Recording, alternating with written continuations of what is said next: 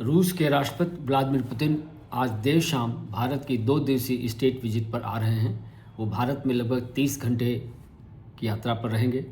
किन परिस्थितियों में यात्रा हो रही है और किन मुद्दों पर चर्चा हो सकती है तथा किन किन मुद्दों पर समझौता होने की संभावना है, इस पर आज हम चर्चा करेंगे। दोस्तों नमस्कार, मैं हूं पीएन चतुर्वेदी और आप देख रहे हैं न्यूज़ कवर। रूस के राष्ट्रपति व्लादिमीर पुतिन 2 दिवसीय भारत यात्रा पर नई दिल्ली आज पहुंच रहे हैं। आज देर शाम पहुंच जाएंगे, जहां आर्थिक, सामरिक व ऊर्जा के क्षेत्र में समिट स्तर की वार्ता प्रधानमंत्री नरेंद्र मोदी, भारत के प्रधानमंत्री और रूस के राष्ट्रपति व्लादिमीर पुतिन के बीच होगी। रूस के राष्ट्रपति पिछली बार 2021 में भारत आए हुए थे, जब यूक्रेन युद्ध प्रारंभ नहीं हुआ था। फरवरी 2022 में रूस और यूक्रेन के बीच में युद्ध प्रारंभ हो गया। इसके बाद जियोपॉलिटिकल स्थितियां बहुत कुछ बदल गईं। अमेरिका व पश्चिमी यूरोप के देशों ने रूस पर ढेर सारे सैंक्शंस, प्रतिबंध लगा दिए। रूस को दुनिया से कट ऑफ करने का प्रयास किया गया।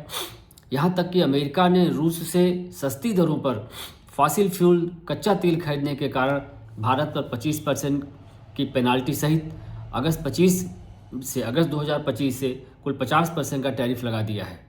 भारत ने रूस से तेल खरीदना कम तो कर दिया है, लेकिन अमेरिका का कहना है कि भारत रूस से तेल लेना पूरी तरह से बंद कर दे, फॉसिल फ्यूल पूरी तरह से लेना बंद कर दे, क्योंकि अमेरिका की यह सोच है, अमेरिका का यह तर्क है कि भारत तेल के बदले में जो पैसा रूस को देता है, रूस उसी पैसे से यूक्रेन का युद्ध लड़ रहा है और यूक्रेन में लोगों की तबाही का कारण भारत है। ये अमेरिका का तर्क एक बड़ा ही इलॉजिकल है, जिसका कोई ओर छोर नहीं है और यह तर्क भारत को मान्य नहीं है। तो ऐसी परिस्थितियों में पुतिन भारत आ रहे हैं और वो यह दिखाना चाहते हैं पूरी दुनिया को कि सैंक्शन के बाद भी वो दुनिया से कट ऑफ नहीं है, क्योंकि इसके पहले सितंबर 25 में रूस के राष्ट्रपति एससीओ की समिट के दौरान चीन की यात्रा पर गए थे। प्रधानमंत्री भारत के नरेंद्र मोदी जी भी वहाँ गए थे। उसके बाद पुतिन खुद अमेरिका गए हैं, जहाँ अलास्का में यूक्रेन शांति के संबंध में अलास्का में डोनाल्ड ट्रंप और पुतिन की मीटिंग हुई थी, और अब भारत की यात्रा। तो इस तरह रूस के राष्ट्रपति पुतिन यह बचाना चाहते हैं कि यूरोप द्वारा रूस का बहिष्कार या बायकॉट करने के बावजूद, रूस पर सैंक्शंस लगाने के बावजूद, ये सैंक्शंस में फेलियर हैं और आधी दुनिया, लगभग आधी दुनिया पुतिन के साथ है। नई दिल्ली में यह मीटिंग दोस्तों 23वीं भारतीय रूस समिट मीटिंग होगी, जो एनुअली की जाती है। इस समिट में नरेंद्र मोदी व पुतिन दोनों लोग उपस्थित रहेंगे। इस परिप्रेक्ष्य में भी यह मीटिंग इम्पॉर्टेंट है कि अभी परसों ही, यानी मंगलवार को ही, मॉस्को में अमेरिकी राष्ट्रपति के विशेष दूत स्टीव विटकॉफ और राष्ट्रपति डोनाल्ड ट्रंप के दामाद जैरेड कुशनर के साथ यूक्रेन मुद्दों पर, यूक्रेन का युद्ध समाप्त करने के लिए जो अमेरिका की पीस प्लान है, उसके संबंध में पुतिन के साथ डायरेक्ट चर्चा हुई। इस चर्चा में कोई विशेष परिणाम तो नहीं आए हैं, लेकिन पुतिन ने यह कहा है कि हम आगे की बात के लिए तैयार हैं। आज से जो शुरू हो रहा है, ये जो आज भारत में होने वाली 2 दिवसीय वार्ता है, उसमें आशा है कि दोनों देश आपसी अपने म्यूचुअल और bilateral interest, defence, energy, businesses और जो लेटेस्ट जियोपॉलिटिकल सिचुएशन है, लेटेस्ट जियोपॉलिटिकल डेवलपमेंट्स हैं, उन पर चर्चा की जाएगी और इसके साथ ही कई दूसरे एग्रीमेंट्स पर भी हस्ताक्षर किए जाएंगे। तो हम अब एक एक करके दोस्तों उन मुख्य बिंदुओं पर बात करते हैं जिन पर या तो चर्चा होनी है, वार्ता के दौरान चर्चा होगी, किसी निष्कर्ष पर पहुंचने का प्रयास किया जाएगा, या जिन पर निर्णय हो जाएगा उन पर एग्रीमेंट साइन हो जाने की संभावना है। इसमें आप ध्यान दें कि रूस से भारत का जो कुल व्यापार है, मार्च 2025 में वो लगभग 68.7 या यूँ कह लीजिए 69 billion dollars, 68 to 69 billion American dollars का रहा है, जो कोरोना महामारी के पहले जो व्यापार होता था रूस के साथ, उसकी तुलना में 12-13 गुना ज़्यादा है। मतलब कि कोरोना के बाद अचानक व्यापार बढ़ गया। यह व्यापार इसलिए भी अचानक बढ़ गया क्योंकि यूक्रेन युद्ध के बाद अमेरिकी और यूरोपीय देशों ने जो रूस पर सैंक्शन लगा दिया, इसलिए रूस में एक आर्थिक संकट आ गया। तो रूस ने भारत को सस्ते दामों पर कच्चे तेल का ऑफर दे दिया और भारत के व्यापारियों ने, सरकार ने जम के रूस के तेल को खरीदा, जिससे भारत और मुनाफा कमाया, जिससे भारत रूस का व्यापार इतना बढ़ा हुआ दिखाई पड़ रहा है। हालांकि जो कच्चा तेल खरीदा गया बढ़ा हुआ, सस्ते दामों पर जो बढ़ा हुआ कच्चा तेल खरीदा गया, इससे भारत की आम जनता को तो कोई लाभ नहीं हुआ। आप जानते हैं कि लगभग सारा मुनाफा रिलायंस और नयारा जैसी प्राइवेट कंपनियों, ऑयल इंडिया लिमिटेड व दूसरी बड़ी कंपनियों को मिला, जबकि उल्टे आम जनता के लिए पेट्रोल के दाम भारत में तो 100 रुपये प्रति लीटर से भी अधिक रहे।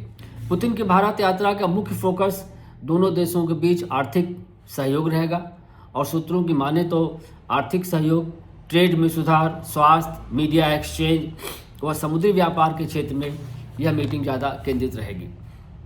डोनाल्ड ट्रंप द्वारा भारत पर प्रतिबंध लगाने के बाद भारत के कई सेक्टरों में परेशानी है, इसलिए भारत रूस के साथ फार्मास्यूटिकल्स, एग्रीकल्चर व टेक्सटाइल जैसे सेक्टर्स में व्यापार बढ़ाने का इच्छुक रहेगा।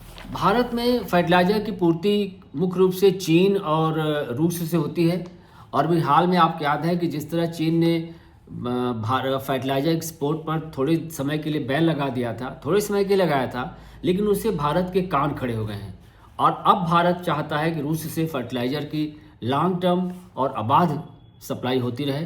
तो इसके इंपोर्ट पर भी भारत और रूस के बीच में आज चर्चा हो सकती है। एक दूसरा महत्वपूर्ण क्षेत्र है दोस्तों स्किल्ड वर्कर्स का। भारत में स्किल्ड वर्कर्स की कमी नहीं है, लेकिन अमेरिका के द्वारा अपनी माइग्रेशन पॉलिसी में भारत विरोधी परिवर्तन ला देने के बावजूद भारत से हमारे स्किल्ड वर्कर्स अमेरिका नहीं जा पा रहे हैं।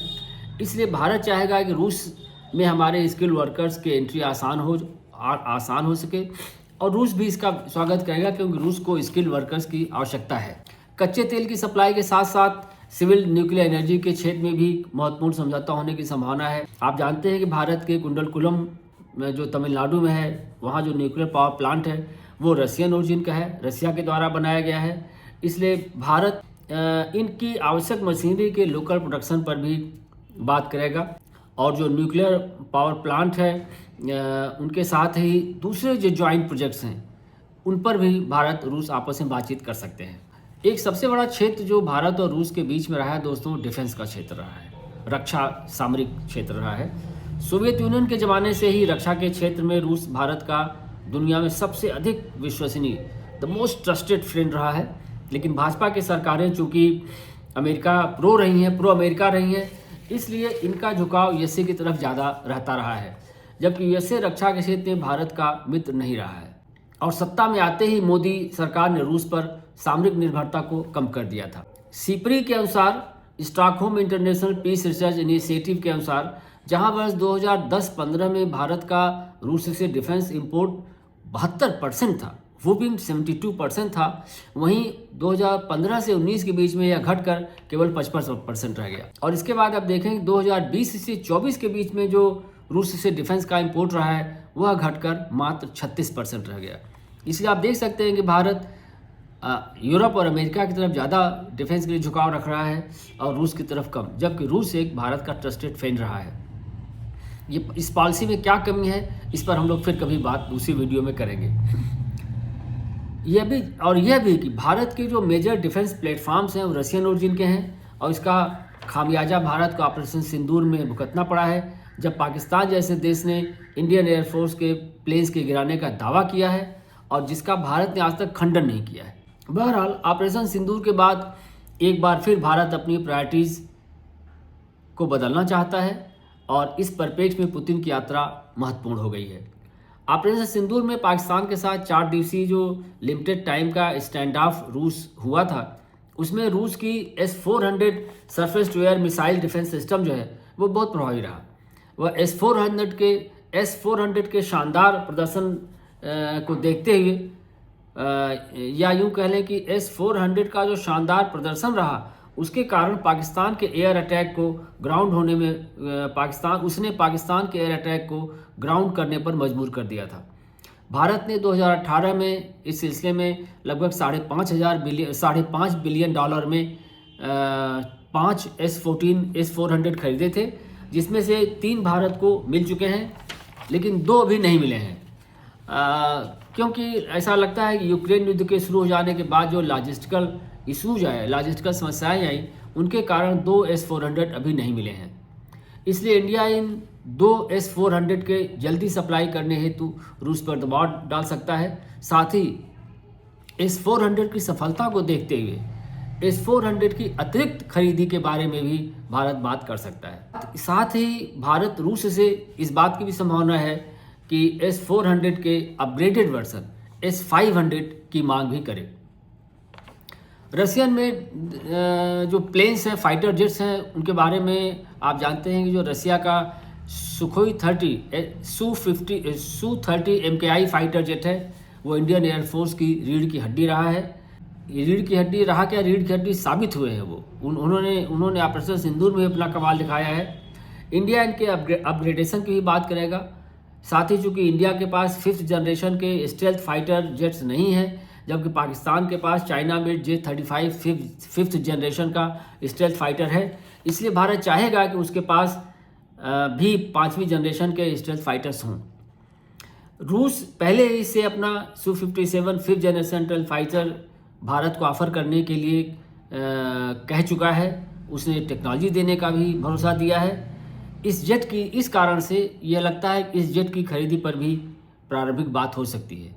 हालांकि भारत ने Su-57 के लिए मना तो नहीं किया है, लेकिन हाँ भी नहीं किया है। भारत रूस के साथ अपना ट्रेड इम्बैलेंस भी कम करना चाहेगा, क्योंकि भारत का इम्पोर्ट अधिक है और एक्सपोर्ट कम है। इसलिए रूस को भारत से अन्य कंज्यूमर गुड्स के एक्सपोर्ट पर भी बात हो सकती है, जिससे कि भारत के प्रोडक्ट रूस की मार्केट में अपना स्थान बना सकें।